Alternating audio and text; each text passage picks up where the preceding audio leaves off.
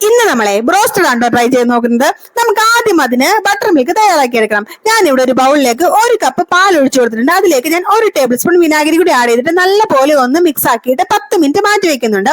ഇനി 10 മിനിറ്റിന് ശേഷം ഞാൻ ഈ ബട്ടർ മിൽക്കിലേക്ക് 1 ടേബിൾ സ്പൂൺ മുളക് പൊടി, 1 ടേബിൾ സ്പൂൺ കുരുമുളക് പൊടി, 1 ടേബിൾ സ്പൂൺ വെളുത്തുള്ളി, 1 ടേബിൾ സ്പൂൺ ഉപ്പ്, 1 ടേബിൾ സ്പൂൺ ബേക്കിംഗ് സോഡയും കൂടി ഇട്ടിട്ട് നമ്മൾ ഇത് നല്ല പോലെ ഒന്ന് ഇളക്കിയിട്ട് മാറ്റി വെച്ചിരിക്കുന്ന ചിക്കനും കൂടി ഇതിലേക്ക് ഇട്ടിട്ട് ഒരു 4 മണിക്കൂർ റെസ്റ്റ് ചെയ്യാൻ വെക്കുന്നുണ്ട്.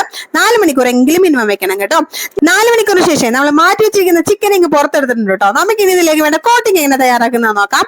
ഞാനിവിടെ എടുത്തിരിക്കുന്നത് ക്രസ്റ്റ് ക്രംബിന്റെ മിക്സ് ആണ്.